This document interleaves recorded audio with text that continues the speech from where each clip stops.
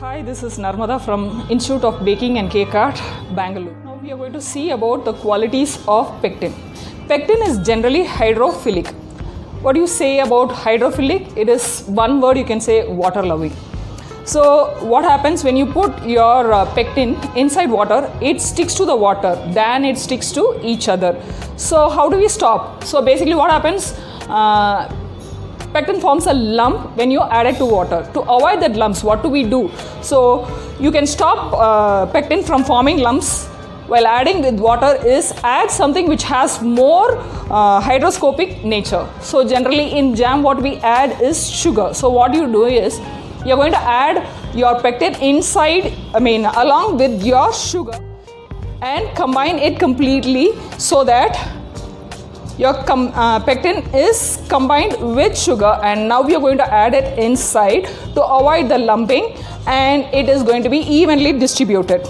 The combination of sugar and pectin, when it dissolves in water, it is evenly distributed so that you get a even solution there. So what is the percentage of sugar which we add inside for your jams and jellies is generally 60 to 65%.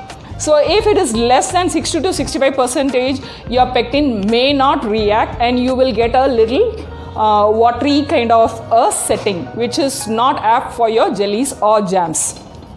So next, coming to this, generally we can say like pectin is having more of negative ions. So what happens is too much is in the negative side. So to make it neutral, what we do is we add an acid inside. So you can add any acid which can be added. Generally we add citric acid or lemon juice inside accordingly. So how much do the final pH to be? It has to be either, it can be in between 3.1 to 3.6. If it is above 3.6, then your jams may not set and it will give you a VP form of jams and jellies. So to avoid this, we always maintain around the pH between 3.1 to 3.6. So now we can see like how the pectin works.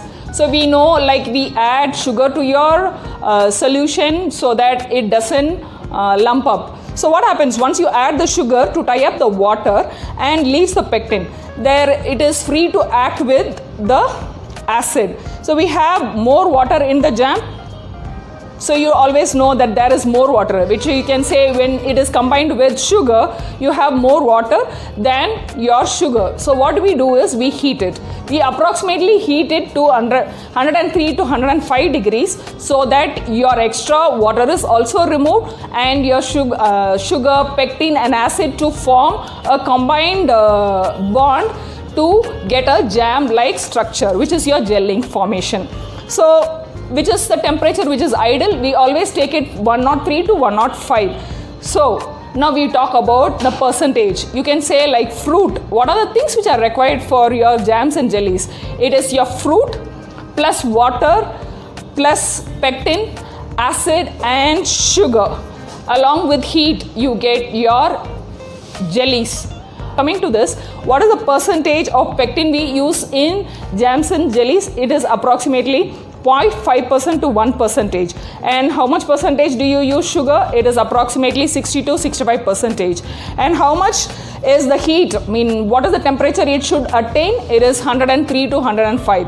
If all these comes correctly, all these factors fall in place, your jams and jellies will be always right in consistency. So now can we move to the recipe? Today we are going to make a strawberry jam.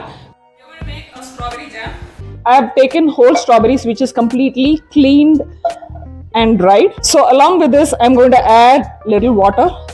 Always, as I said, the water will be evaporated later and brought to a temperature so it can be easily brought to the consistency. Now I am going to slightly cook this and then smash it off so that you get a nice pulp jams inside along with the content of the fruit. If you make a sauce kind of a thing and remove all the juices and leave only the juice for your jam, it is known as your jellies. So today we are going to make jam. In future videos we may see some jellies also. So now your strawberry is getting cooked.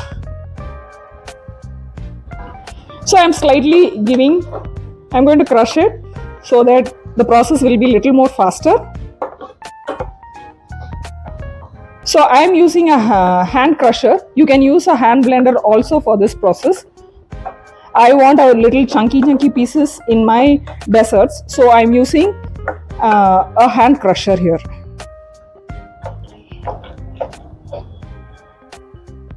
Now you can see it's completely crushed.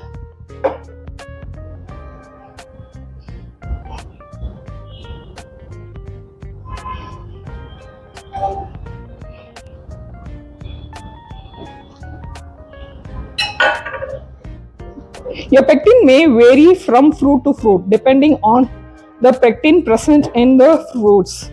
So here we can take approximately, I am taking 1% here for the strawberries. If you do some fruits like apple and all, we can go to 0.5% also. So you can see my fruit is completely cooked and I have crushed it completely. Now I'm going to add my sugar and pectin, which is combined. You can see that the color of the pectin and the sugar is completely mixed. Completely mix it, otherwise it will form lumps in your product. So now I'm going to add little by little, and I'm putting it in a medium flame. Slowly I'm going to add my pectin and my sugar inside and combine evenly. Now you can see it starts to boil. Once your sugar is dissolved and it starts to boil, we can add our acids inside. I'm going to add lemon juice. You can add citric acid also if you want. So how much do I add? For 1/8 teaspoon of citric acid, we can substitute around 1 tablespoon of lemon juice. So 1 tablespoon of lemon juice can be substituted with 1/8 teaspoon of your citric acid. So you can see it starts boiling, and I am seeing there is no much of crystals also inside. So here sugar acts as a preserving agent also, along with helping the pectin to combine evenly. Now I'm going to add my lemon juice inside. Completely added. So you can see lemon juice and sugar acts as a preservative also for your jams. So now I'm going to put it in a low flame and slowly bring it to 103 degrees.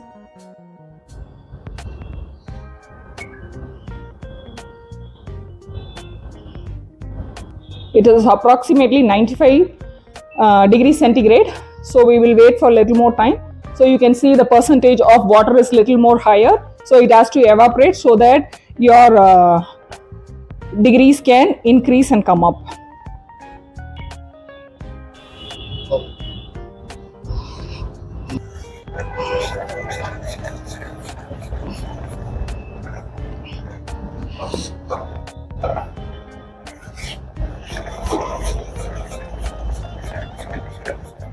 You can see the dropping consistency slowly.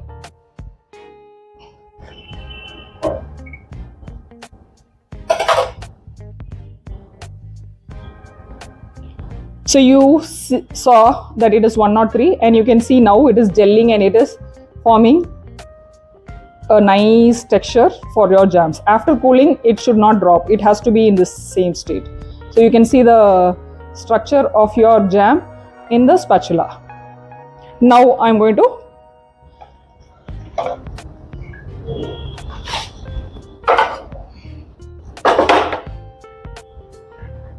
store it in a glass jar or anywhere I want. I'm going to put it in a glass bowl, so it can come to room temperature and completely set off. You rest it for at least 4 hours completely, so you will get a nice jam which is spreadable consistency. This is your homemade jam. Today we have seen how to use pectin to make a jam. So can we recap what are the things which are required to make a jam? It is your fruit plus your sugar, which is 60 to 65%, and your acid, which is 0.5 percentage, and then it is finally your pectin, which is 0.5 percentage to 1 percentage, which all the factors together you get a clear and a spreadable jam which is in front of you. Thank you. Meet you again in another video. Bye.